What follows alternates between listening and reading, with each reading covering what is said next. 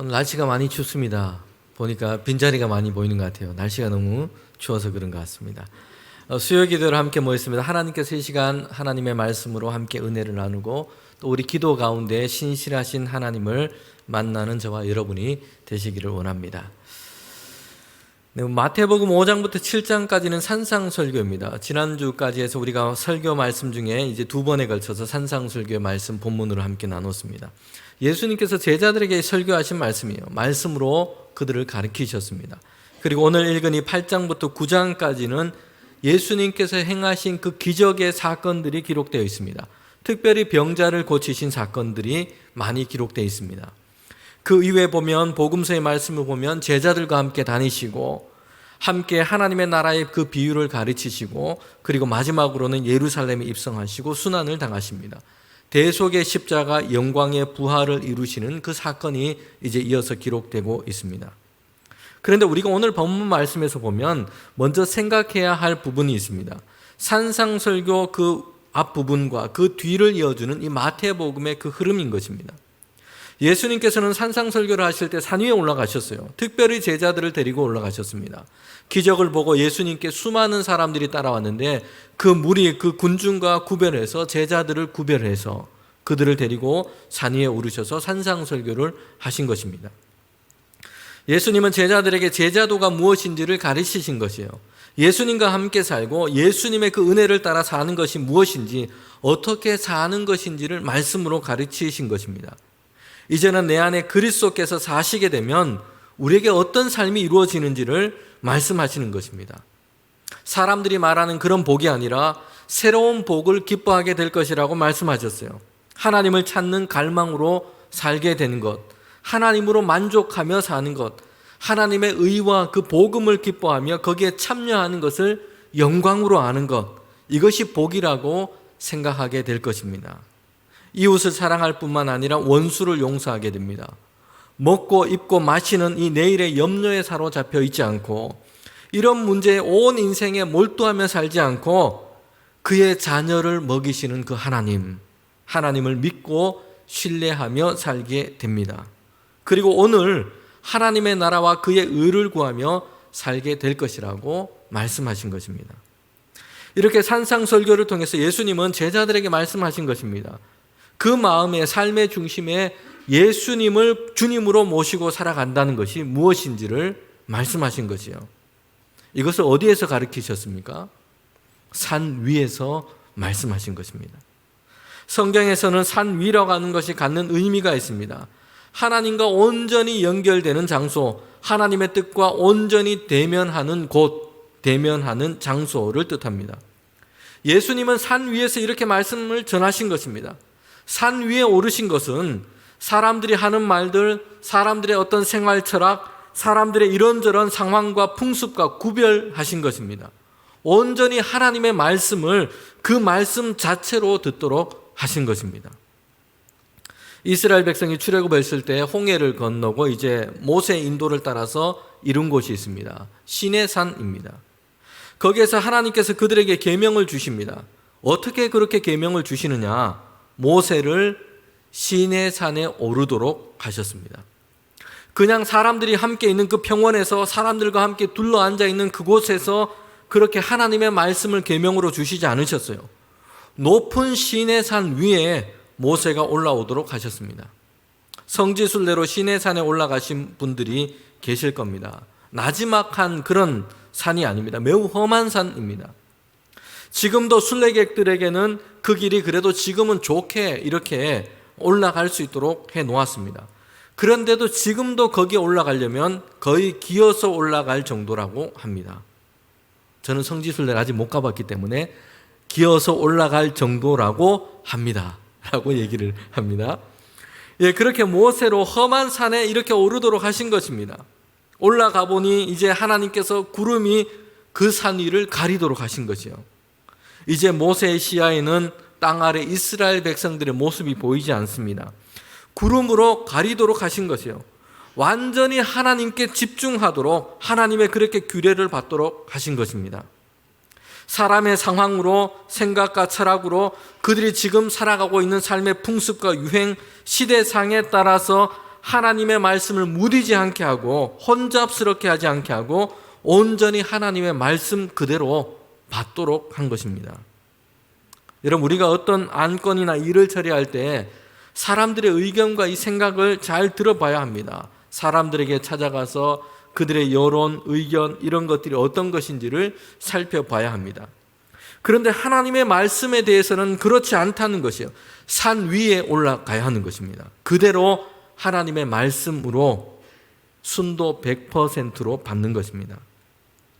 이 토저 목사님이라고 하는 분이 계신데요. 이분은 현대 교회와 성도들이 안고 있는 신앙의 어떤 모습들에 대해서 매우 분명하고 단호하게 이렇게 말씀을 했습니다. 많은 교회가 기독교의 진리에 물을 타버렸다.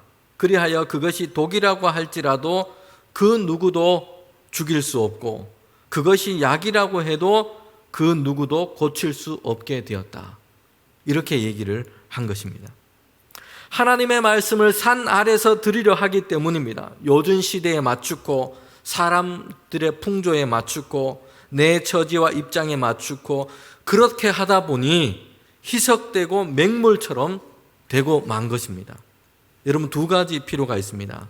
하나님의 말씀은 산 위에서 듣고 그렇게 들은 말씀은 이제 그 말씀을 따라서는 산 아래서 사는 것입니다. 여러분, 예수님께서 산 위에서 제자들에게 말씀하셨어요. 산상설교가 끝나고 어떻게 하셨냐? 오늘 마태복음 본문의 8장 1절에 보면 이렇게 말씀하고 있습니다.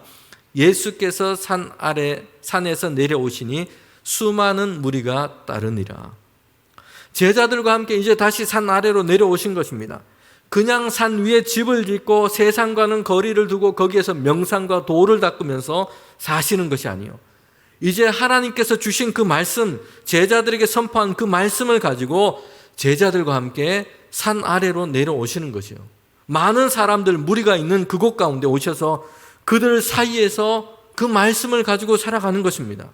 하나님의 말씀을 따라서 산 아래서 세상 가운데서 살아가는 것입니다.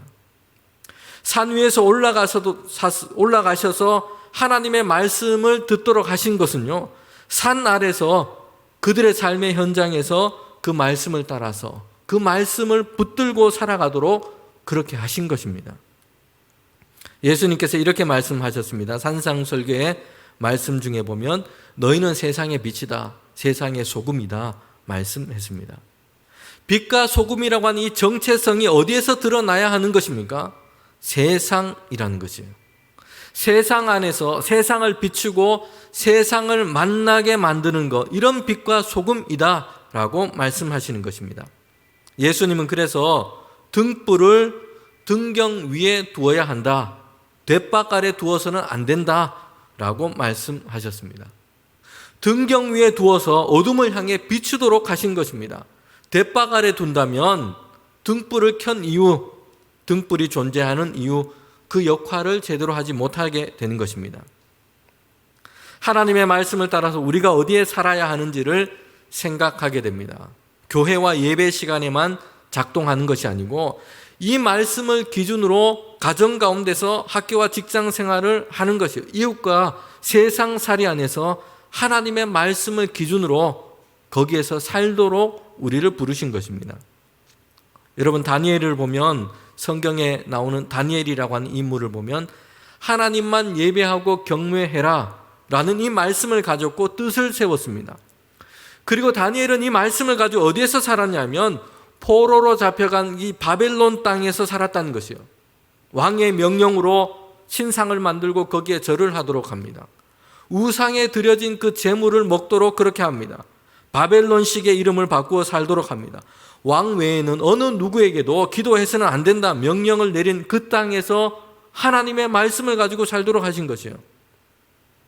산 아래서 다니엘은 하나님의 말씀을 따라서 뜻을 정하고 산 것입니다. 바벨론이라고 하는 이 산 아래서 하나님의 말씀을 따라서 산 것입니다. 성도 여러분, 다윗을 한번 생각해 보십시오.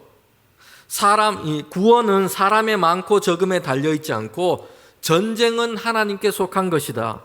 다윗은 이 말씀을 전쟁에서 골리앗 앞에서 이 말씀을 가지고 선 것입니다. 여러분, 이스라엘 백성 중에는 산 위에서 예루살렘에서는 이 말씀을 잘 기억하고 그 말씀이 그들 가운데 작동이 잘 되고 있습니다. 그런데 실제로 전쟁터에 나와서 그들 앞에서 블레셋의 거대한 골리앗이라고 하는 이 장수가 서 있습니다. 키가 어마어마하고 거대한 창을 들고 있습니다. 예루살렘에서는 그렇게 잘 작동하고 기억되었던 하나님의 말씀이 이 전쟁터에서 골리앗을 만나니까 아무것도 생각이 나지 않는 것이요, 아무 작용이 되고 있지 않은 것입니다. 두려움과 이미 패배감에 사로잡혀 버린 것입니다. 실제로 살아가야 할 그 산 아래서는 하나님의 말씀을 놓쳐버리고 있는 것입니다. 성도 여러분, 우리가 오늘 하나님 말씀을 함께 들으면서 함께 기억하기를 원합니다. 산 위에서 순전한 마음으로 하나님의 말씀을 듣고 산 아래서 이제 그 말씀을 가지고 믿음으로 살아가는 저와 여러분이 되기를 원합니다. 오늘 예수님께서 산 위에서 제자들에게 말씀을 주시고 이제 산 아래로 내려오게 된 것입니다. 그런데 거기에서 마주하게 된 것이 있어요. 하나님의 말씀을 가지고 살아갈 이 산 아래의 풍경은 어떻습니까? 오늘 이 본문 8장에 시작하는 부분을 보면 평화롭고 고요하고 잔잔하고 그렇지를 못해요. 산 아래에서 내려오자마자 예수님께서 찾아온 사람이 있는데 나병 환자입니다. 병들고 어려운 가운데 있는 사람들이 예수님께 몰려오기 시작합니다. 나병이란 구약에서도 자주 등장하고 있는 병입니다. 율법에서 가장 세세하게 병의 진단과 처리에 대해서 다루고 있는 부정한 병입니다. 자신만이 아니라 다른 사람들에게 이 부정함을 전염시킨다는 그런 병이었습니다. 이것이 산 아래 살고 있는 산 아래의 현실입니다.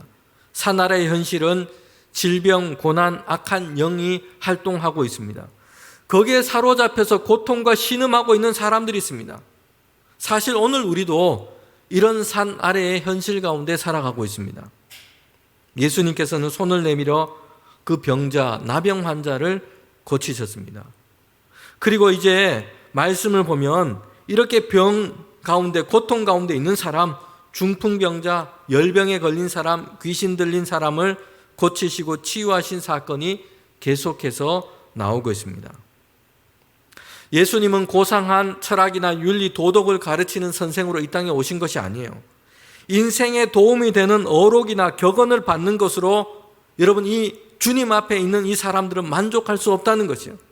예수님은 연약한 것을 치유하시고 악한 영과 두려움 속에 사로잡혀 있는 자들을 자유케 하시고 이렇게 하기 위해서 오신 것이에요. 우리는 이런 주님의 역사하심을 믿는 것입니다. 마태복음 8장 17절에 보면 이는 선지자 이사야를 통하여 말씀에 우리의 연약한 것을 친히 담당하시고 병을 짊어지셨다 함을 이루려 하심이더라. 예수님께서 이것을 위하여 오셨다는 것이 우리의 연약함을 담당하기 위해서 우리의 연약한 것을 치유하시고 악한 영과 두려움 속에 사로잡혀 있는 것을 자유케 하시고 이것을 위하여 오셨다는 것입니다. 이뿐만 아니라 예수님께서 오신 궁극적인 이유가 있습니다. 죄와 죽음 아래서 하나님의 진노 아래 놓여 있는 우리를 위하여, 하나님의 진노 아래 있는 모든 죄인을 구원하기 위하여 오신 것입니다. 속량, 죄 사함을 주시기 위하여 하나님의 자녀가 되도록 하시는 것입니다. 그 어떤 것도 끊을 수 없는 예수 그리스도 안에 있는 그 영원한 생명을 우리에게 허락하시고 그 영원한 생명을 살도록 하기 위하여 주님께서는 이 땅에 오신 것입니다. 오늘 본문뿐만 아니라 복음서를 보면 예수님께서 행하신 많은 이적과 기적들을 기록해 놓고 있습니다. 사람들이 할 수 없는 일을 행하신 것이요, 자연 법칙, 일반적인 이런 현상을 넘어서는 그것을 행하셨습니다. 이 모든 것은 예수님의 이 능력, 전능하심을 보여주고 있습니다. 병을 치료하시고 귀신을 내어 쫓으셨습니다. 바다와 풍랑을 잔잔케 하시기도 하셨습니다. 그런데 이런 기적과 이적의 사건들에게서 우리는 예수님의 능력, 파워보다 더 위대하고 중요한 것을 우리는 보게 됩니다. 예수님께서 난 이 정도 할 수 있어, 난 이런 힘과 능력을 가지고 있어, 이런 마음으로, 이런 생각으로 기적을 행하신 것이 아니에요. 예수님께서 행하신 기적과 이적은 무엇이 있냐면 그 안에는 예수님의 긍휼과 사랑이 있었다는 것입니다. 여러분, 예수님께서는 병자를 보셨습니다. 그냥 지나치지 않으시고 불쌍히 여기시고 치유하셨어요. 귀신 들린 자를 긍휼히 여기십니다. 풍랑 만난 제자들을 보시고 두려움에 사로잡혀 있는 그들을 불쌍히 여기시고 바다를 잔잔케 하십니다. 예수님께서 행하신 이런 기적들은 사람을 향한, 오늘 우리를 향한 예수님의 그 사랑이 어떠한지를 보여주고 있는 것입니다. 기적을 행하셨습니다. 그런데 주님이 행하신 것은 예수님께서 이 초자연적인 어떤 능력이 있다, 이것을 증명하시고자 한 것이 아니에요. 내가 너희를 이토록 사랑한다. 주님의 사랑을 우리에게 보이신 것입니다. 여러분, 예수님께서 행하신 가장 놀라운 일, 가장 놀라운 기적이 뭘까요? 성경이 말씀하고 있는 예수님이 행하신 가장 놀라운 기적이 무엇일까요? 그것은 십자가를 지는 것입니다. 십자가에서 고난을 받으시고 죽으신 것입니다. 하나님의 아들 예수 그리스도께서 죄 없으신 분이세요. 그 고난의 십자가, 저주의 십자가를 예수님께서 이 고난의 십자가를 지신 것이에요.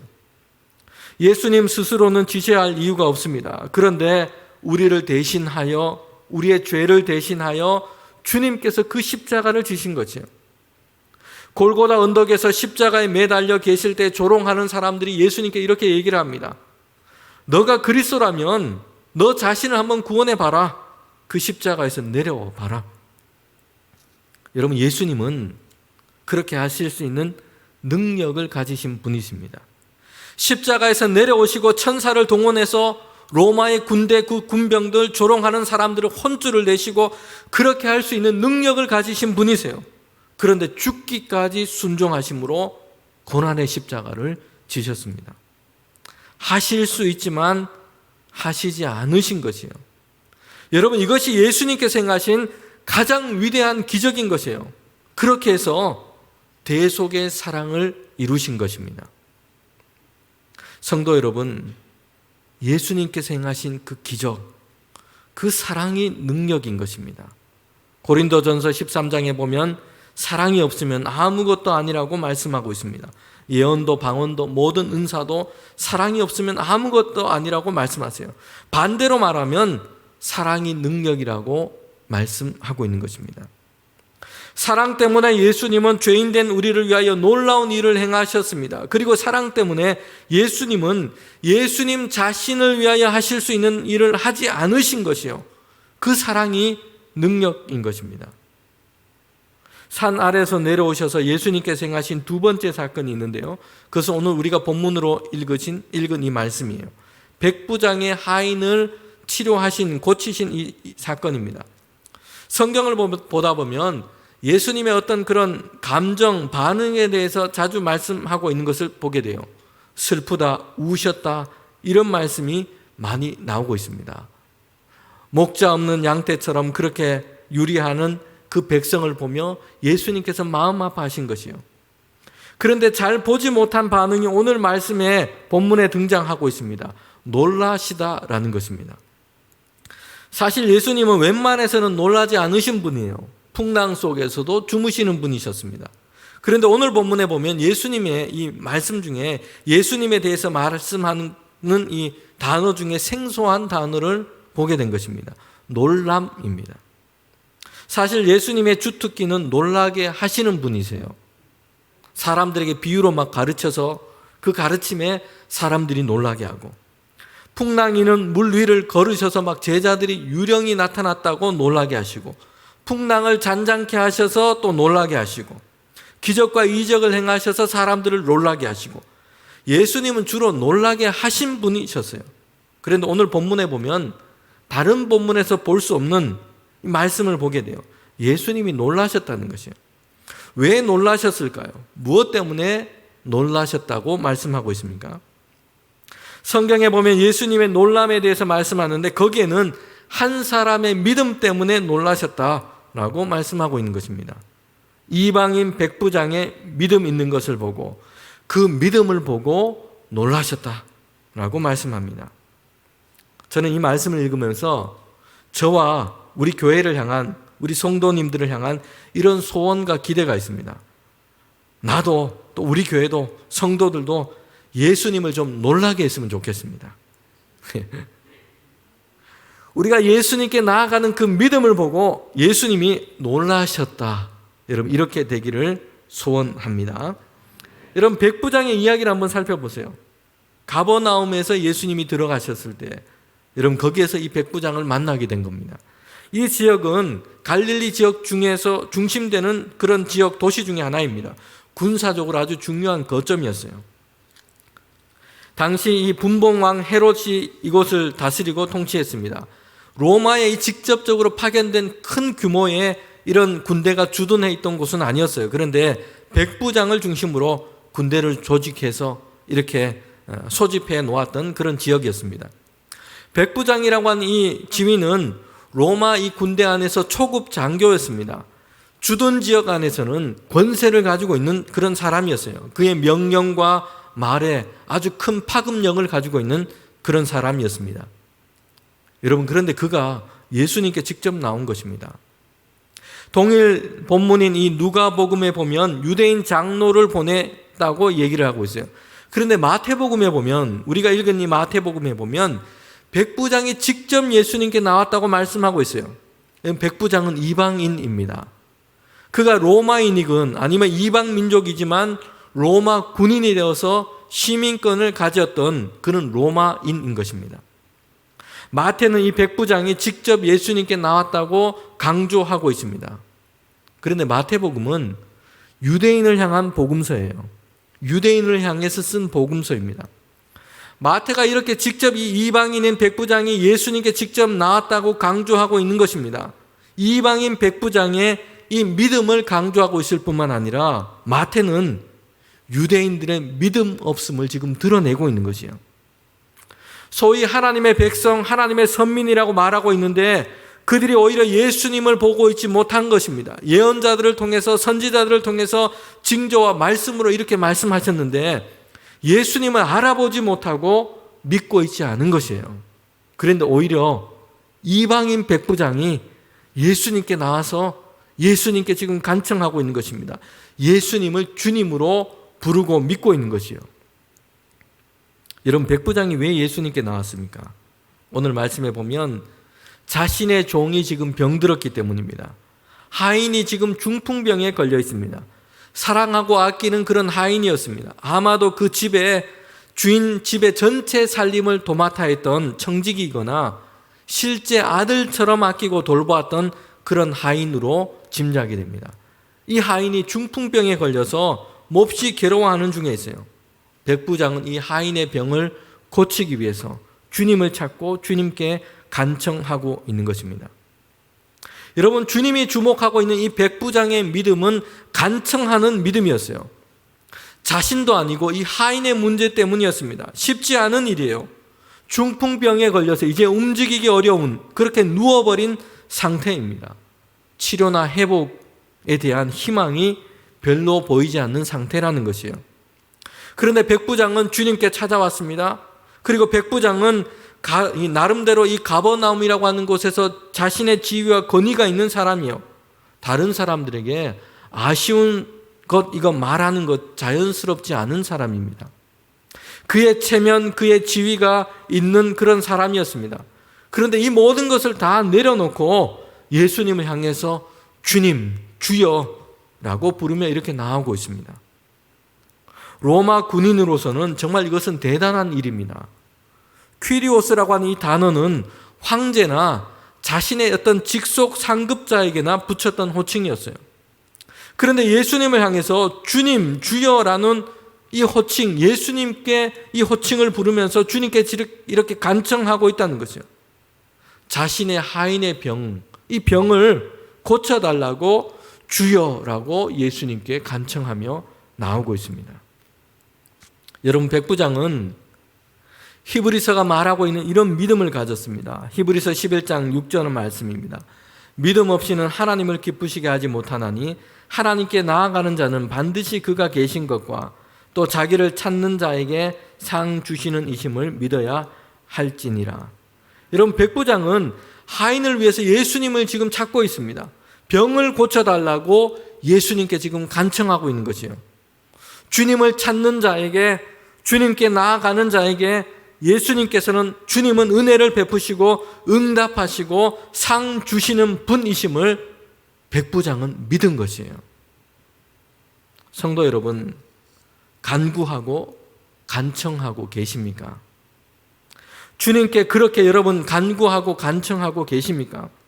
주님께 내 문제, 내 어려움, 내 가족, 성도들의 문제, 고통, 이것을 돌보실 것을 여러분 간청하고 계십니까? 믿는 사람, 믿음이 있는 사람은 간청합니다. 주님을 믿는다면 여러분 우리는 주님을 찾습니다. 하나님께서 우리를 돌보실 것을, 우리의 기도와 간구를 들어주실 것을 여러분 전적으로 하나님을 믿고 간청하는 것입니다. 여러분 이것이 믿음을 가진 사람이에요. 바울은 육체의 가시를 가지고 있었습니다. 고질적인 몸의 병이었어요. 그런데 여러분 이 문제 때문에 그는 하나님께 간청하고 매달렸습니다. 주시는 대로 받겠다. 간청과 기도로 씨름한 후에 하나님이 아니다라는 응답을 받은 후에나 하는 것입니다. 간청하지도 않고 기도하지도 않고 주시는 대로 나는 받겠다라고 하는 것은 온전하게 하나님을 지금 붙잡고 있지 않은 것이에요. 전적으로 하나님을 지금 믿음으로 하나님께 나아가고 있지 않은 것입니다. 여러분 바울은 육체의 가시 때문에 하나님께 간청하고 매달려 기도했습니다. 약복강에서 야곱이 천사와 씨름하듯이 하나님께서 이것을 해결해 주시기를 간청하며 기도로 씨름한 것입니다. 3번 그렇게 했다고 말씀하고 있어요. 짧게 3번 그냥 시간을 정해서 기도한 것으로 생각할 수가 없어요. 여러분 저와 여러분이 성경에서 만나는 바울의 성정을 잘 아시지 않습니까? 바울은 기도 중에 3층천에 올라가고 한상을 보기도 한 사람입니다. 그의 성정을 볼 때 바울은 얼마나 그가 이 문제를 가지고 하나님께 간청하고 기도했는지를 우리는 짐작하게 됩니다. 간청하고 또 간청하고 부르짖고 하나님께 기도한 것이에요. 내 은혜가 족하다. 이제 약함에서 하나님의 능력을 경험하게 될 것이다. 그 응답을 받을 때까지 바울은 간청한 것입니다. 처음부터 고쳐주시면 감사하고 아니라도 괜찮고, 여러분 이렇게 기도한 게 아니에요. 간청하고 간청한 것이에요. 여러분 백부장은 인생의 문제 앞에서 비록 하인의 문제였지만 이 문제를 해결받기 위해서 예수님께 나아가고 간청한 것입니다. 여러분 예수님이 원하시는 믿음, 예수님이 보시는 그 믿음의 모습이 바로 이것인 것이에요. 이방인, 그것도 로마의 백부장이 예수님께 나와서 간청한 것도 흔하지 않는 일입니다. 그런데 더욱 놀라게 한 사건이 이 뒤에 이어지고 있습니다. 예수님께서 백부장의 간청을 들으시고 이제 그의 집에 가셔서 내가 하인을 고치겠다, 이렇게 그의 집으로 가시려고 해요. 그런데 백부장이 예수님께 이렇게 말씀하고 있어요. 마태복음 오늘 8장 8절에 보면 백부장이 대답하여 이르되 주여 내 집에 들어오심을 나는 감당하지 못하겠사오니 다만 말씀으로 하옵소서. 그러면 내 하인이 낫겠사옵나이다. 주님께서 말씀만 하셔도 하인의 병이 고쳐질 것입니다. 백부장이 이렇게 얘기를 한 것입니다. 백부장은 자신의 명령으로 수하에 있는 사람들을 부리는 것처럼 예수님께서도 그렇게 말씀으로 이 모든 것을 행하실 것을 믿고 있는 것이에요. 가셔서 방문하시고 안수하시고 그렇게 않으셔도 이곳에서 말씀만 하셔도 집에 있는 하인이 병이 고쳐줄 것을 믿은 것입니다. 예수님에 대한 완전한 신뢰예요. 주님께서 전적인 능력을 가지고 계시고 원하신 대로 그것을 행하실 것을 이 백부장은 온전하게 믿은 것입니다. 백부장은 예수님께서 그 일을 행하시고 그 일을 이루시는데 어떤 조건도 달고 있지 않아요. 방문하셔야만, 안수하셔야만, 손을 얹으셔야만, 이런 특별한 절차나 행위를 걸고 있지 않습니다. 말씀으로도 이 모든 것을 이루실 것을 믿은 것이에요. 전적으로 예수님을 신뢰한 것입니다. 여러분, 예수님께서 이 백부장을 향해서 말씀하세요. 이스라엘 중에 아무도 이만한 믿음을 보지 못하였느라. 그리고 마지막으로 이 말씀을 하시는 거죠. 마태복음 8장 13절 말씀입니다. 예수께서 백부장에게 이르시되 가라, 내 믿음대로 될지어다 하시니 그 즉시 하인이 나으니라. 여러분, 이 마지막 예수님의 말씀이 너무 시원하게 생각이 되지 않습니까? 가라, 내 믿음대로 될지어다. 백부장이 예수님을 향해서 간청하는 그 믿음대로 이루어진 것입니다. 예수님께서 그의 집에 가시지 않으셨지만 그곳에서 말씀하신 대로 하인이 나음을 받은 것이에요. 가라, 내 믿음대로 될지어다. 여러분, 예수님의 이 말씀이 한편에서는 나 자신을 향할 때는 저는 두려움이 생기기도 했습니다. 성도 여러분, 내 믿음대로 될지어다 라면 어떻게 되겠습니까? 여러분에게 주님께서 이렇게 말씀하신다면 어떻게 되겠습니까? 하인이 나음을 받을 수 있겠습니까? 예수님의 말씀으로만 고침을 받을 수 있겠습니까? 내 믿음대로 될지어다. 주님께서 저와 여러분에게 말씀하신다면 어떻겠습니까? 마태복음 17장 20절에 보면 제자들에게 예수님께서 하신 말씀이 있습니다. 제자들이 악한 영에 사로잡힌 이 어린아이를 고치지를 못했습니다. 예수님께서 그 아이를 고치시고는 제자들에게 이렇게 말씀하시는 것이요. 마태복음 17장 20절 말씀입니다. 이르시되 너희 믿음이 작은 까닭이라. 진실로 너희에게 이르노니 만일 너희에게 믿음이 겨자씨 하나만큼만 있어도 이 산을 명하여 여기서 저기로 옮겨지리라 하면 옮겨질 것이요 또 너희가 못할 것이 없느니라. 성도 여러분, 내 믿음대로 될지어다. 주님께서 저와 여러분에게 말씀하신다면 어떻게 했습니까? 우리에게는 병을 고치고 악한 영을 몰아내고 모든 문제를 해결하는 그런 능력이 필요한 것이 아니에요. 우리에게는 믿음이 필요합니다. 하나님께 전적으로 간청하는 믿음, 예수님께서, 주님께서 말씀만으로도 이루신다는 그 믿음이 우리에게 필요한 것입니다. 하나님께서는 그런 믿음을 우리에게 주시고 그런 믿음으로 날마다 우리에게 역사하실 줄 믿습니다. 내 믿음대로 될지어다. 여러분, 이 말씀을 우리가 기억합시다. 그리고 이제는 하나님께서 우리에게 겨자씨만한 진짜 믿음을 우리에게 주셔서 이제는 그 믿음을 우리에게 주셔서 날마다 그 믿음으로 하나님의 역사하심을 경험하며 살아가는 저와 여러분이 되시기를 원합니다.